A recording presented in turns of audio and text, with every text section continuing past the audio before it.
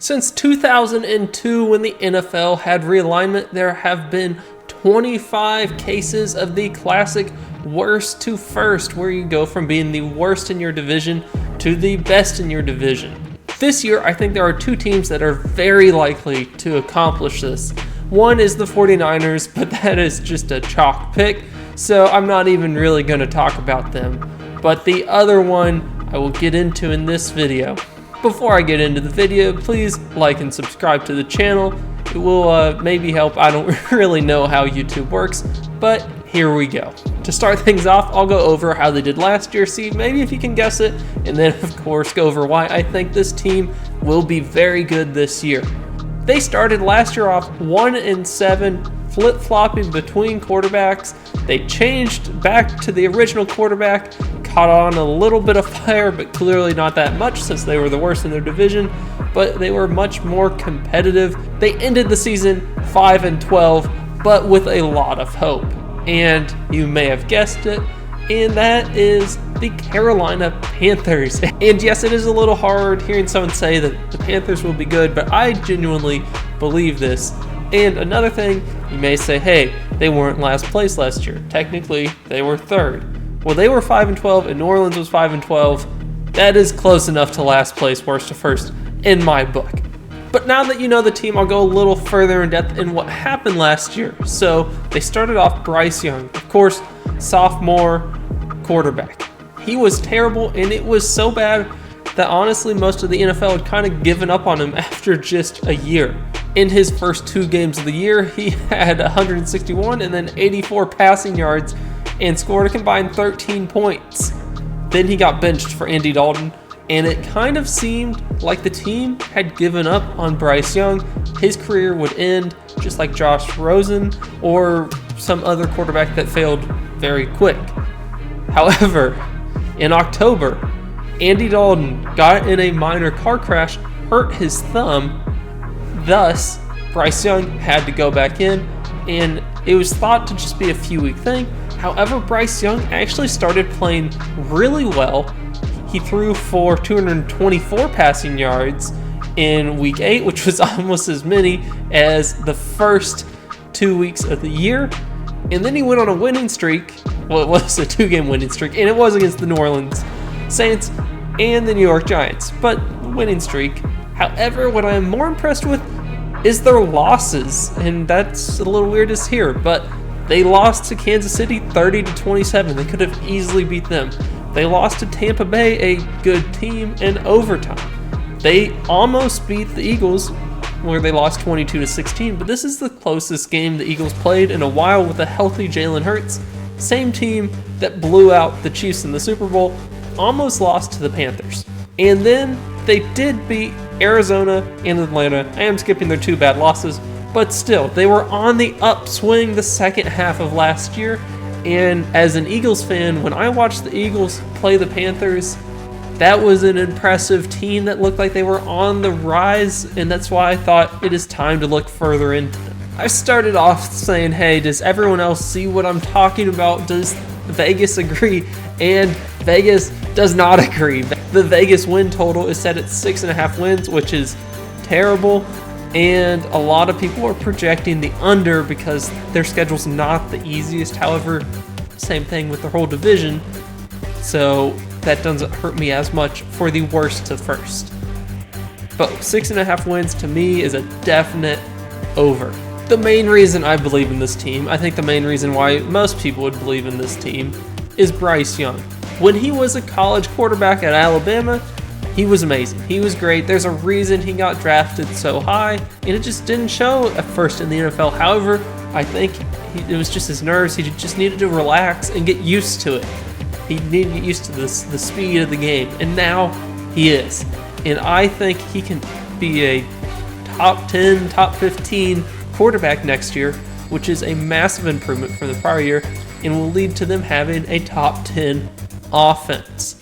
Not only do I think Bryce Young will improve throughout the offseason, go into the season being a really good quarterback, and maybe even ignite the CJ Stroud versus Bryce Young debate.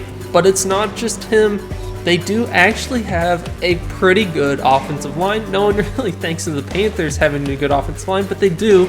It's mainly because you only hear like the top 3 or 4 offensive lines.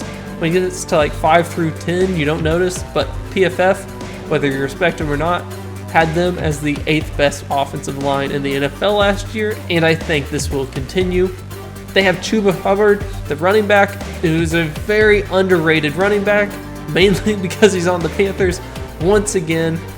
And then the final piece of the offense that I think will really help is the rookie wide receiver that they drafted from Arizona, who will give Bryce Young a weapon to actually pass the ball to, who will catch the ball and run, because that was one area where they struggled last year, was 1 catching the ball and 2 running after they caught the ball. So those are a little important, but I think they will get better going into this year. But this is the NFL. Of course, you need both sides of the ball for you to accomplish anything. If you put up 50 points, but the opponent scores 60, well, you lost. And I actually think the defense will get better as well. The biggest reason that I believe in this defense is Derrick Brown coming back. He was their best player on the whole team 2 years ago. He was injured all but 1 game last year. So Derrick Brown is one of the best defensive linemen in the NFL, definitely one of the best ones that you have never heard of. This is partially because he's mainly a run defending lineman, but also that's kind of what teams did against the Panthers, was run the ball all the time. So that kind of lines up. So with him back, I think that's going to be a major boost to the defense, along with J.C. Horn in the backfield. And then finally, they added another quality defensive lineman in Tershawn Wharton. So they didn't get Milton Williams, who was from the Eagles, went to the Patriots for a ton of money. He almost went to the Panthers, but then, well, found more money. Tershawn Wharton is a very solid defensive lineman as well. And I think the combination of these 2 defensive linemen can make it go from one of the worst defenses in the NFL to a decent defense in the NFL. You combine a decent defense with a top 10 offense, and you get a pretty good, decent team. And then finally, the final part to this equation, so you have team offense, team defense, and I think both of these will be largely improved. Finally, the third and probably most important, who is in your division? So you got the Bucks, the Saints, and the Falcons. The Saints are out. No one believes in the Saints. The Saints are terrible. The Falcons, that is a big roll of the dice, because Penix, we've hardly seen him at all, and I just like Bryce Young going into this year more than I like Penix. I think between the 2, the Panthers are the better pick. Now Vegas, probably most other people, are picking the Falcons above them.